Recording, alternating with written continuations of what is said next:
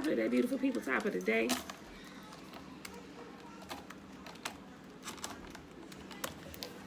Swabble. Excuse my extreme tardiness this morning. We're getting started at 8 o'clock because sis overslept. I ain't gonna lie to y'all. I completely overslept. I ain't heard the first alarm go off. Meaning, I was extremely tired.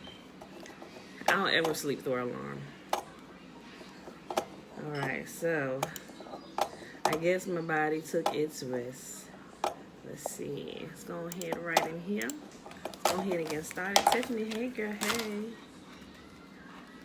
Alright, y'all. Today we are in Hosea 9, 10, and 11. Well, hello. I was just explaining to Tiffany that my body took its rest. I must have been extremely tired because I ain't heard the first alarm going off. That's why we late today. I overslept. That's my truth today. It is day 226. God, I must have, because I don't ever sleep through an alarm. I don't ever sleep through my alarms. So I've been up studying for the certification. Like, oh my gosh. I'm trying to get this test taken tomorrow, but I got to pace myself. So, okay. All right, y'all. Today it is Saturday, August the 15th, 2020, day 226. And like I just said, we are reading Hosea 9, 10, and 11. All right.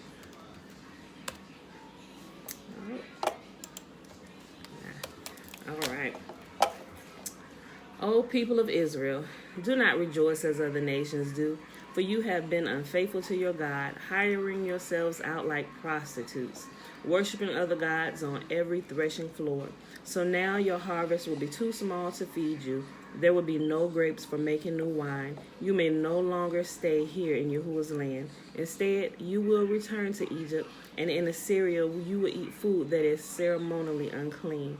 There you will make no offerings of wine to Yahuwah. None of your sacrifices there will please him.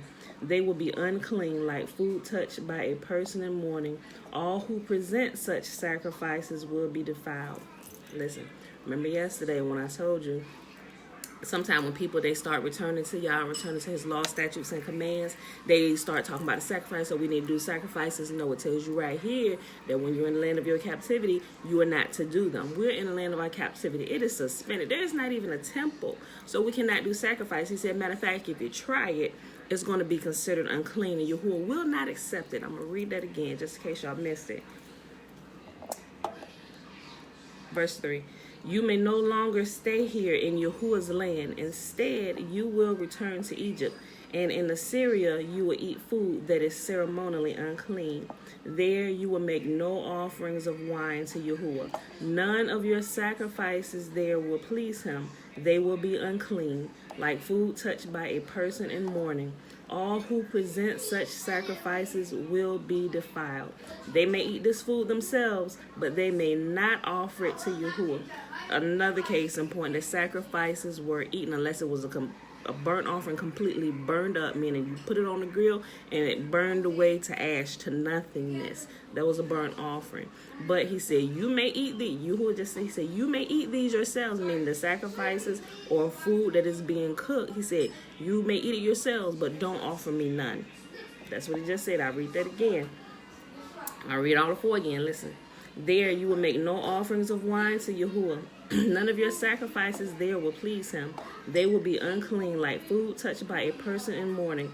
All who present such sacrifices will be defiled. They may eat this food themselves, but they may not offer it to Yahuwah. What then will you do on festival days? How will you observe Yahuwah's festivals? Even if you escape destruction from Assyria, Egypt will conquer you, and Memphis will bury you. Nettles will take over your treasures of silver. Thistles will invade your ruined homes. The time of Israel's punishment has come. The day of payment is here. Soon Israel will know this all too well. Because of your great sin and hostility, you say, the prophets are crazy, and the inspired men are fools. The prophet is a watchman over Israel for my God. Yet traps are laid for him wherever he goes. He faces hostility even in the house of Yahuwah. The things my people do are as depraved as what they did in Gibeah long ago. Yahuwah will not forget.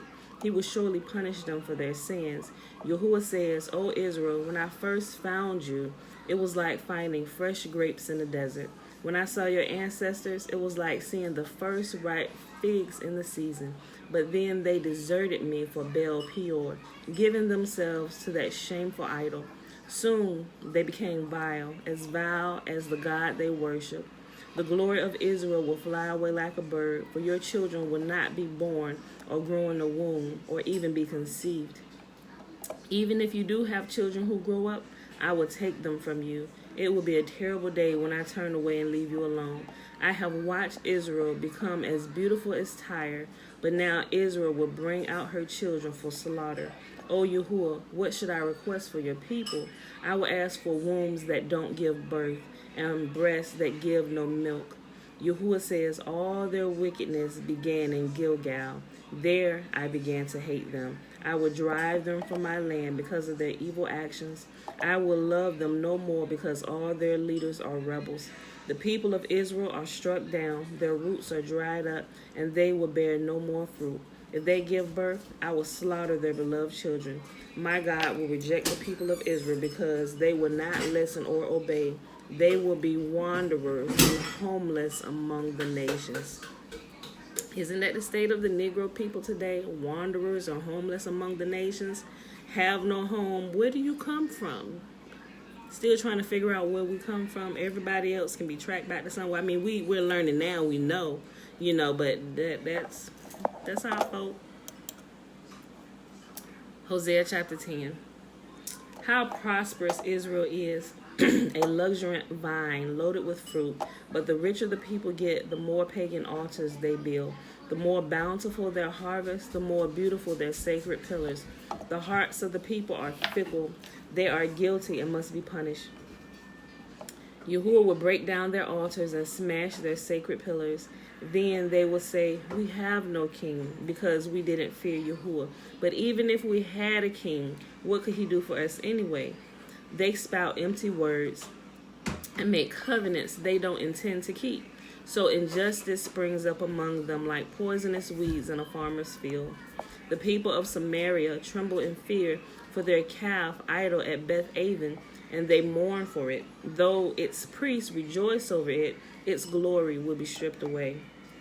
This idol will be carted away to Assyria, a gift to the great king there. Ephraim will be ridiculed, and Israel will be shamed, because its people have trusted in this idol. Samaria and its king will be cut off. They will float away like driftwood on an ocean wave. In the pagan shrines of Avon, the place of Israel's sin will crumble. Thorns and thistles will grow up all around their altars. They will beg the mountains. Yes, baby girl, go put that back. I can't. Yes, you can. Go put it back. Go put it back. Why don't you help me? I'll help you in a minute, but you go put it back. Thank you. They will beg the mountains, bury us, and plead with the hills, fall on us. Yahuwah says, O Israel, ever since Gibeah, there has only been sin and more sin. You have made no progress whatsoever. Was it not right that the wicked men of Gibeah were attacked? Now, wherever it fits my plan. Bella! Girl, chill out. It's okay. All right? Just hold on. I did not touch it. All right, don't touch it. Yahuwah says, O Israel, ever since Gibeah, there has only been sin and more sin. You have made no progress whatsoever. Was it not right that the men of Gibeah were attacked? Now, whenever it fits my plan, I will attack you too. I will call out the armies of the nations to punish you for your multiplied sins. Israel is like a trained heifer, treading out the grain. An easy job she loves, but I will put a heavy yoke on her tender neck. I will force Judah to plow and Israel to break up the hard ground. I said, plant the good seeds of righteousness, and you will harvest a crop of love. Plow up the hard ground of your hearts, for now is the time to seek Yahuwah, that he may come and shower righteousness upon you. But you have cultivated wickedness and harvested a thriving crop of sins. You have eaten the fruit of lies, trusting in your military might, believing that great armies could make your nation safe. Now the terrors of war will arise among your people. All your fortifications will fall. Just as when Shalman destroyed Beth Arbel, even mothers and children were dashed to death there. You will share that fate, Bethel, because of your great wickedness. When the day of judgment dawns, the king of Israel will be completely destroyed. Last chapter for today, y'all. Hosea chapter 11. When Israel was a child, I loved him. Another case in point, real quick. You know how when it refers to Israel, the entire nation of Israel, as a son, Yahuwah refers to them in a singular form, which today in the wrong teaching, it's taught like it's one person. He said his son is Israel. Listen, right here, case in point is another place. When Israel was a child, I loved him and called my son out of Egypt. Who did he call? Did he call one person out of Egypt? He said, my son is Israel. And when Israel was a child, I loved him and I called him out of Egypt. No, he brought an entire nation out of Egypt, not one person. So the way it's been taught in singular form today in the church is completely wrong. He's always been talking about an entire nation of people. He didn't call one person out. He called all of us out. So he refers to us as his son in the singular form, but he's talking about the whole of us, right? Those of us who are as many as even more numerous, as the sand on the seashore, right? Listen. When Israel was a child, I loved him, and I called my son out of Egypt. But the more I called to him, the farther he moved from me, offering sacrifices to the images of Baal and burning incense to idols. I myself taught Israel how to walk, leading him along by the hand. But he doesn't know or even care that it was I who took care of him. I led Israel along with my ropes of kindness and love. I lifted the yoke from his neck, and I myself stooped to feed him. But since my people, listen right there, see how it goes back? He said, but since my people, was just saying, my son. He said, but since my people refuse to return to me, they will return to Egypt and will be forced to serve Assyria. War will swirl through their cities. Hey, stop that banging! War will swirl through their cities. Their enemies will crash through their gates. They will destroy them, trapping them in their own evil plans. For my people are determined to desert me. They call me the Most High, but they don't truly honor me. Oh, how can I give you up, Israel? How can I let you go? How can I destroy you like Admah or demolish you like Zeboim? My heart is torn within me, and my compassion overflows. No, I will not unleash my fierce anger. I will not completely destroy Israel, for I am Yahuwah and not a mere mortal. I am the Holy One living among you, and I will not come to destroy. For someday the people will follow me. I, Yahuwah, will roar like a lion, and when I roar, my people will return trembling from the west. Like a flock of birds, they will come from Egypt. Trembling like doves, they will return from Assyria, and I will bring them home again, says Yahuwah. Israel surrounds me with lies and deceit, but Judah still obeys Yahuwah and is faithful to the Holy One. And that, my beautiful people, is our reading for today. That was Hosea 9, 10, and 11. And it cut it off again in a crazy spot because we know, remember, originally this was just one long letter, but they broke it up for the ease of our reading and understanding and being able to go right to a place. They broke it up with chapters and verses. So we'll continue this tomorrow. So I hope you all enjoy your Saturday. I would say I'm going to go back to sleep, but I'm not. I took my rest long enough today, and I'm probably going to open up my books and keep studying again. All right, so it is Saturday, August the 15th, 2020, day 226 of reading through the books of the law and prophets, also known as the Old Testament, right? So let's go ahead and do the blessing, which is found in Numbers chapter 6, verses 22 through 27.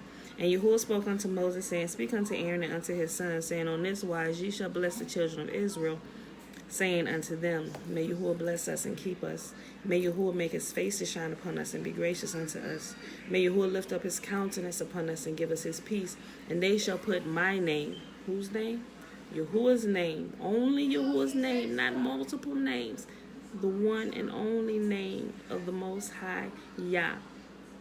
And they shall put my name upon the children of Israel. Who is Israel? Israel, the whole of us, the whole nation of people is his son.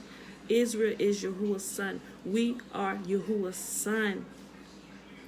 And they shall put my name upon the children of Israel, and I will bless them. Yahuwah will bless us. Yahuwah will bless his son. Yahuwah will bless us. He's our father. We are his son. The whole nation of us, not one person singled out. It's the entire nation of us. We are his son. We are his son walking in the earth. I love you all, and I see you bright and early, on time in the morning, 7:30. Peace.